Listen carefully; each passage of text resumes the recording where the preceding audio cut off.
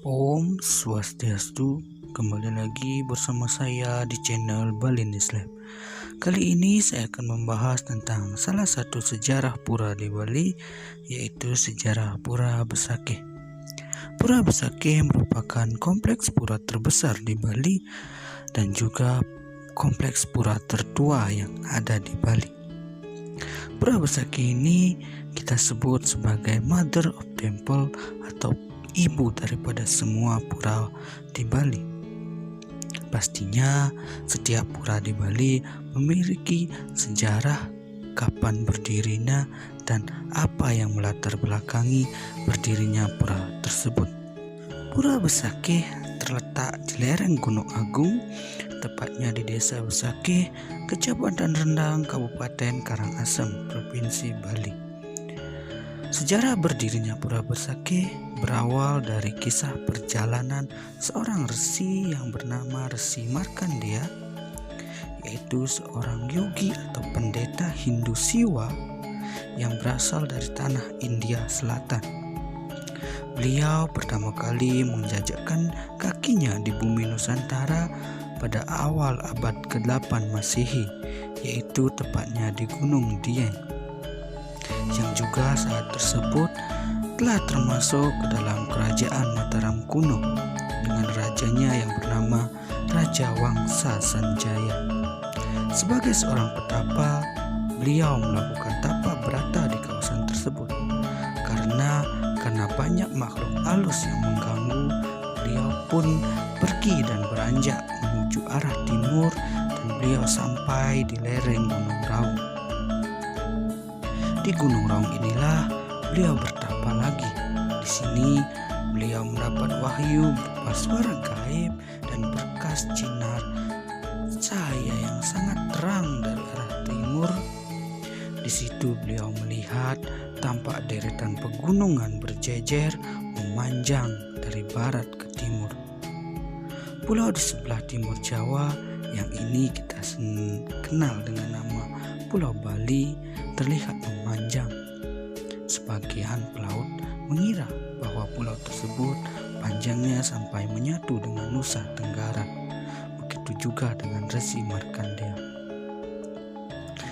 Pulau tersebut dikenal sebagai Nusa Dawul atau Pulau Panjang. Dan akhirnya Resi Markandeya datang ke pulau tersebut guna untuk merambah hutan dan juga membuat sawah dan juga tegalan yang nantinya akan diberikan kepada pengikutnya. Sesuai wahyu yang didengar, Resi Markandeya datang dengan menyeberangi Segara Rumpek atau Selat Bali dengan diiringi oleh para pengikutnya yang berjumlah 400 orang dan bahkan ada juga orang yang menyebut sampai 8.000 orang. Sampai di sana, Resi Markandeya menuju ke arah Gunung Tohlangkir yang kita sebut sekarang sebagai Gunung Agung.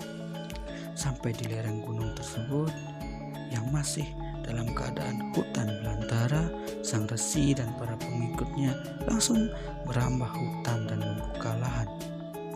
Namun saat itu misinya gagal karena banyak dari pengikutnya yang meninggal karena sakit maupun karena kejadian misterius dan bahkan dimangsa oleh binatang buas.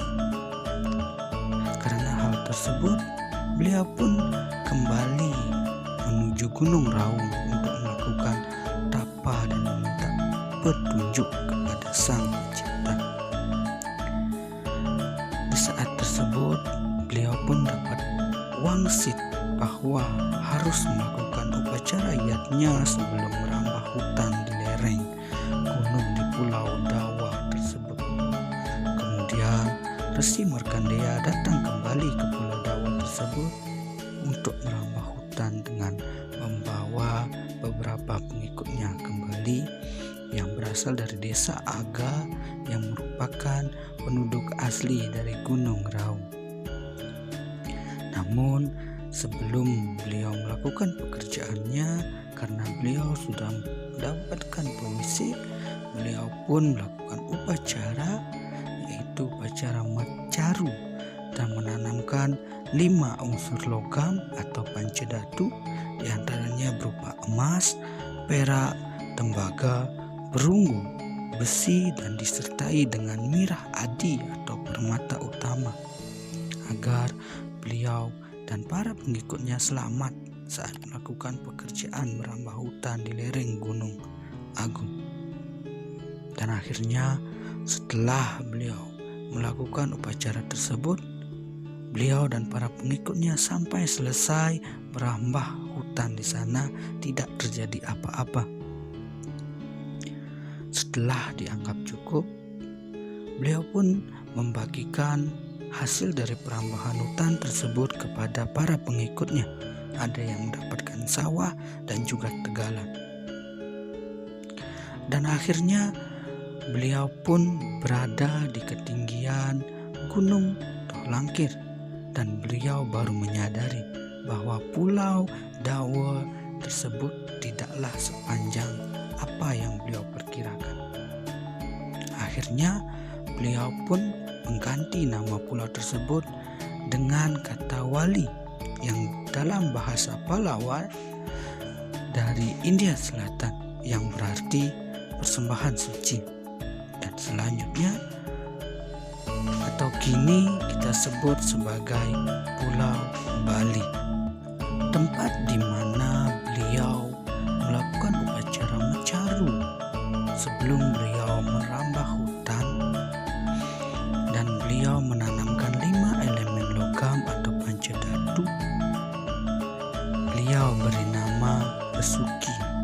Kemudian beliau pun mendirikan sebuah pelinggih yang bernama Pelinggih Besukian, yang sekarang kita sebut dengan nama Pura Besakih. Nah, dari sinilah kisah atau sejarah berdirinya Pura Besakih yang sangat erat kaitannya dengan keberadaban manusia yang ada di Bali, dan erat kaitannya dengan kedatangan Resi Markandeya.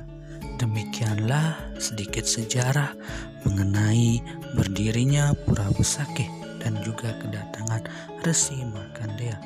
Apabila ada salah kata, saya mohon maaf, dan Om